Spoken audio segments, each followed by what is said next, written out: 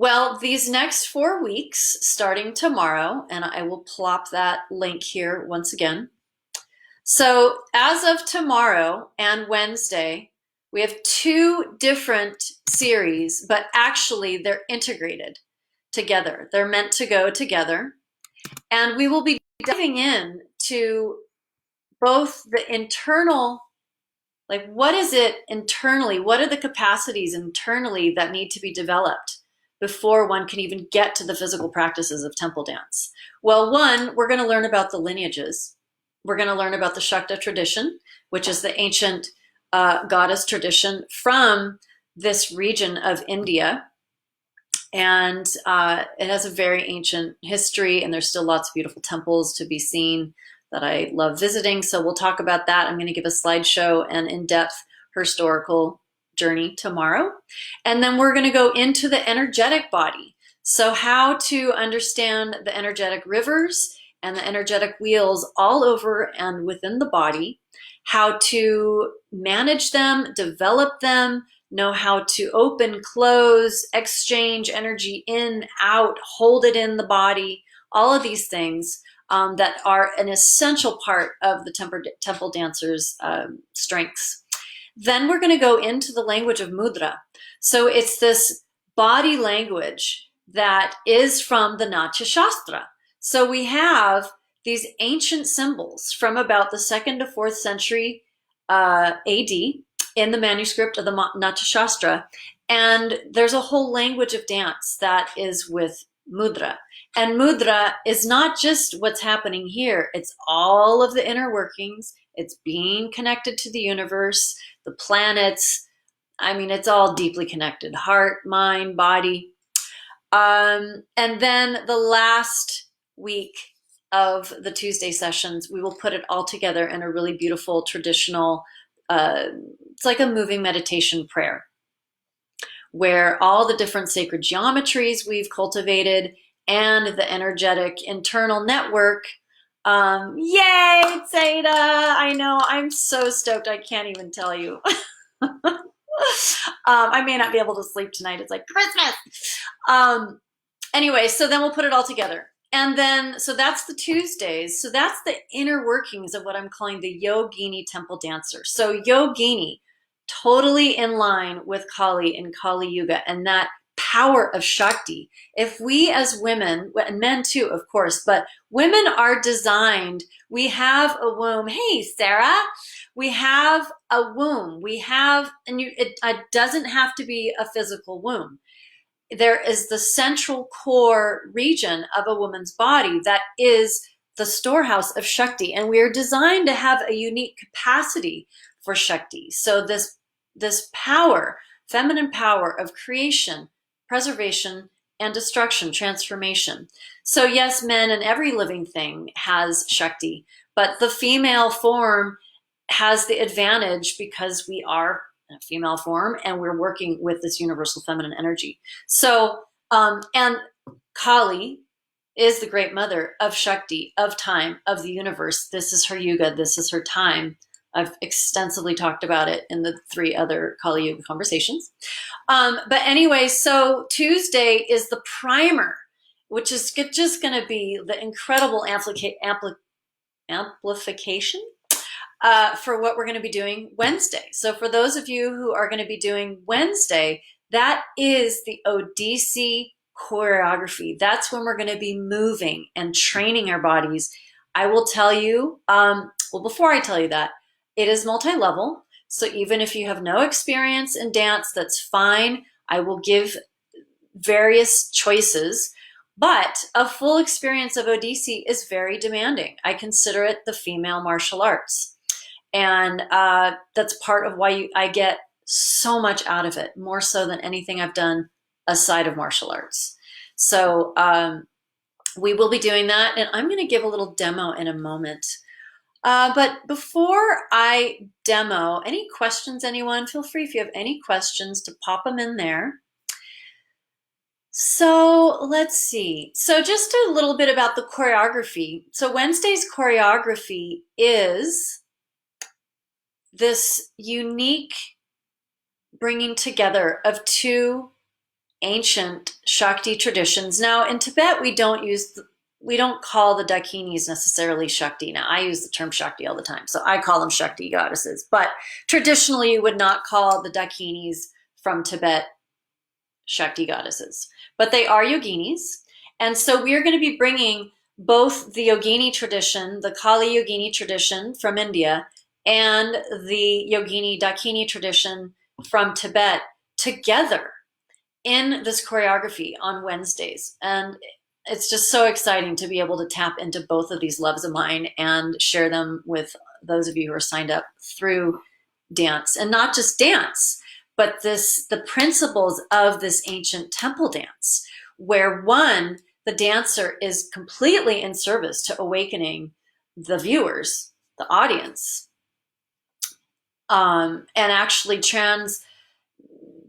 doing a transmission of these divine stories and messages and energies.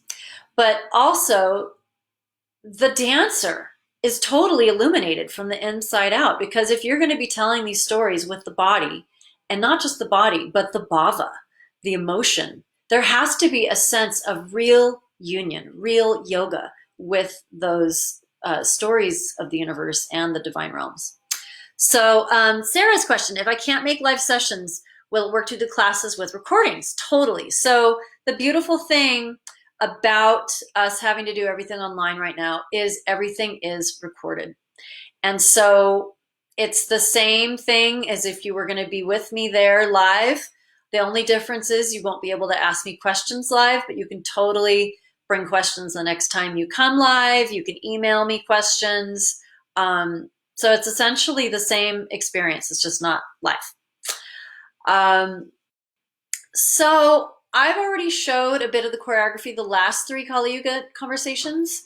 So I am going to do it really briefly.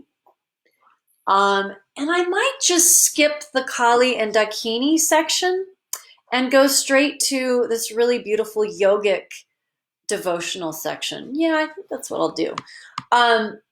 So you'll see the dance is definitely dance, but it's the foundation of this temple dance is yoga, asana yoga, pranayama yoga. All the branches of yoga are in bhakti yoga. All of the branches of yoga are in this temple dance, and just like how all the branches are in it, this temple dance brings together so much in one body, one expression, one devotional movement. I think I'm going to stop talking. I'm just going to dance. Here we go. So I'm going to show you mudra.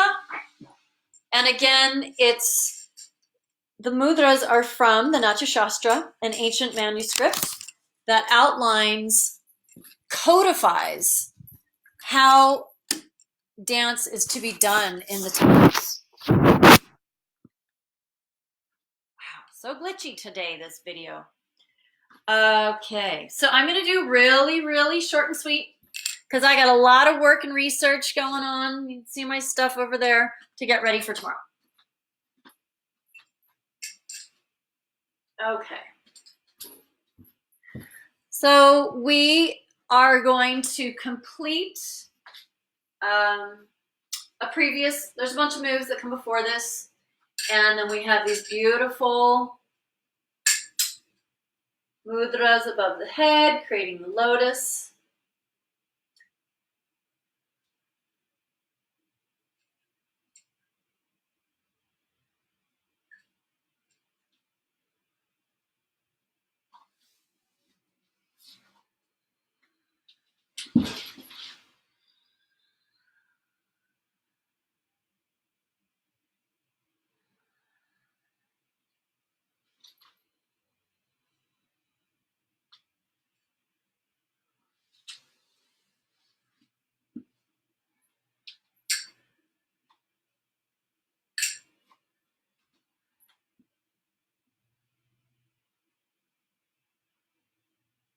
Just a little tease today.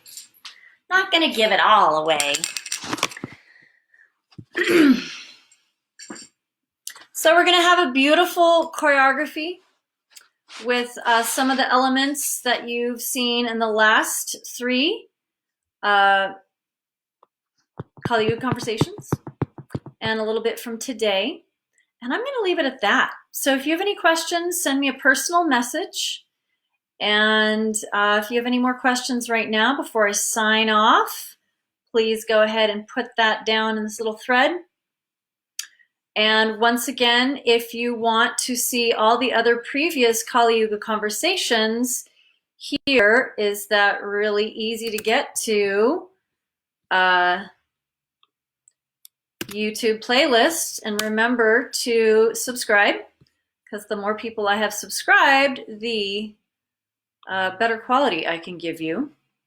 And if this is all way too heady for you and you're not really interested in learning how to temple dance and all that good stuff, I totally respect that. I can happily just train you in tribal belly dance and have a great time. So that is, we're starting a new 4-week skills and drills session this Friday. We're going to be working on Mayas and toxines. So these are Mayas. And these are toxines, and we're going to be adding some fun layers. We were working on shimmies before. So there's a whole bunch of good stuff. And that info is right there. We're going to work on different arm patterns, reverse, poppin' and lockin'. So there you go. If you just want tribal, come on Fridays. It's super duper fun. And then if you actually do like the Temple Tribal Fusion, which is the temple dance with the tribal belly dance, then I suggest doing both. And a lot of women are, and we've been having a blast. So, hey, Tara Shori, yay. But I'm about to sign off, people. Yay, nice to see you all here. Have a wonderful night.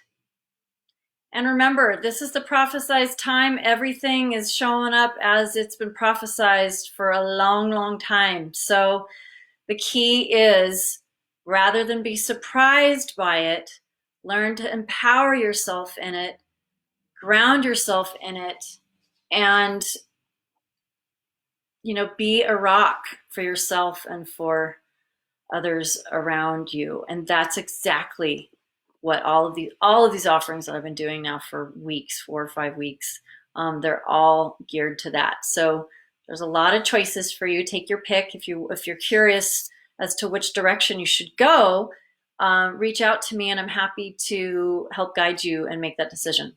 Tomorrow we start at 10:30 a.m. So if you want to join the epic, I mean, I'm telling you, it is definitely an epic journey we're starting tomorrow. If you can do this, it's all recorded. You won't miss anything. It's definitely going to be epic. I've never offered anything like this before. You can register for just Tuesdays tomorrow, or you can register for both Tuesday and Wednesday. Once you register, you will immediately be emailed all the access info to the email of your payment, what's connected to your payment. So you may have to look in spam, or you might have to go to that old email. But yeah, tomorrow we're going to do slideshow. We're going to get into the ancient her story of the yoginis, the temple dance tradition, the Shakta tradition. We're going to tap a little bit into the Shivite tradition. It's going to be awesome, and we're going to bring it all the way to present time and what that means to us. So my prayers and blessings to you all, and may all of this somehow benefit all beings. Hope to see you tomorrow.